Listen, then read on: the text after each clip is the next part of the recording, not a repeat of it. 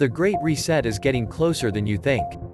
How should central banks respond to digital technology? This has become an urgent question. The answer is partly that both they and governments have to get a grip on the new Wild West of private money. But it is also that they must now introduce digital currencies of their own. The state must not abandon its role in ensuring the safety and usability of money. The idea that it should is a libertarian fantasy. Moreover, action is now urgent. According to a paper by Gary Gorton of Yale and Jeffrey Zhang of the Federal Reserve, innovators have now created more than 8,000 cryptocurrencies. Gorton and Zhang divide these creations into two main categories: unbacked, fiat cryptocurrencies, such as Bitcoin, and stablecoins, backed one-for-one by government fiat money.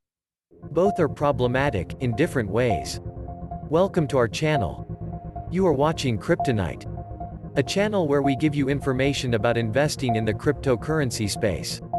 If you enjoyed this video, make sure to like this video, so the YouTube algorithm knows you like channels related to crypto. If you are new here, welcome. Subscribe to our channel to support us, and get cryptocurrency updates you might be interested in. Now without further ado, let's get started. Roger Svensson has argued that fiat cryptocurrencies meet none of the criteria for usable money.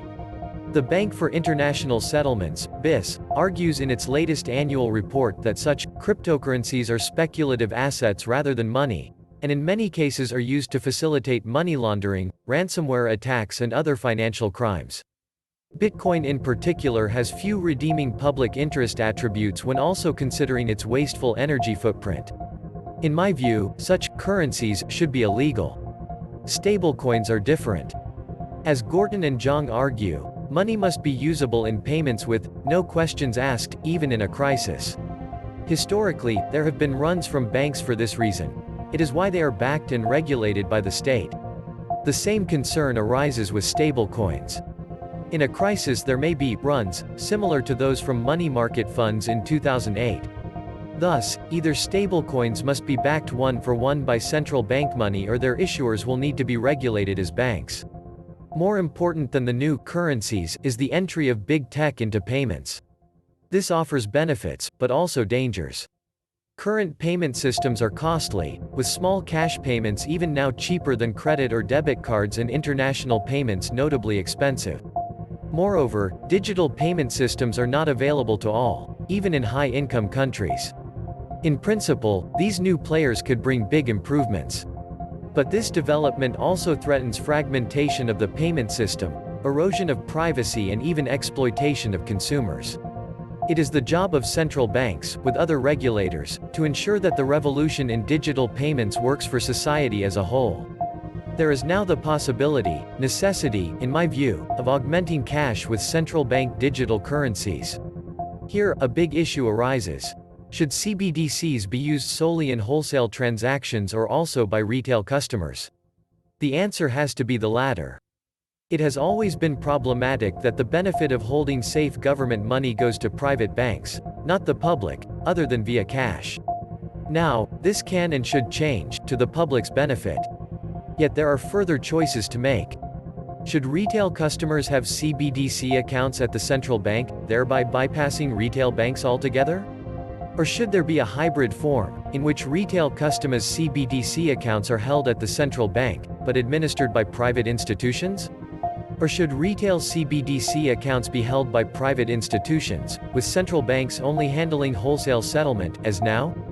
A related choice concerns whether retail CBDCs should be account-based or take the form of a digital wallet. The former, which the BIS favors, would mean that the CBDC would not be a direct substitute for cash. Additional questions concern systems of identification. On this, the BIS favors a system built on digital, not paper, IDs. Other important issues concern protection of privacy, the role of private payment networks and, in particular, the facilitation of international payments. Ultimately, the goal should be faster, safer and cheaper payment systems, available to all. It is crucial that the natural monopoly of money and the public good of a payment system does not morph into private monopolies of digital giants. The intermeshing of public purpose with the private interests of banks has been bad enough. If the same happened on a bigger scale with, say, Facebook, it would be even worse. A huge question is what the emergence of CBDCs might mean for private banks. Evidently, in a crisis, money might run into CBDCs from other liquid assets, including conventional bank deposits. Yet one can also argue that the possibility of owning completely safe CBDC accounts could be a good thing. The moral hazard created by public guarantees to private banks could then be ended, and so the financial system would be reconfigured without it. Technological revolutions open up new possibilities. But they do not determine the architecture of the system. It is essential that public bodies ensure a safe and sound payment system available to all. It is necessary that they regulate, or even eliminate, dangerous new players. It is vital, above all, that they ensure that the promise of new technologies for faster and cheaper payments underpins a better monetary system, while also improving intermediation. Choices have to be made. In the process, old players may disappear and new ones emerge. But the fundamental requirement is the same as always, namely, reliable systems in which the public can place their trust. Central banks will play a leading role in ensuring this. They can do so by embracing the possibilities of the new technologies, while preventing a chaotic free-for-all. The BIS provides an excellent outline of the issues. Now is the time for progress. This is it for today. I hope you have enjoyed the video. If you did, make sure to tap the like button and follow us. Thank you guys for watching. See you till next time.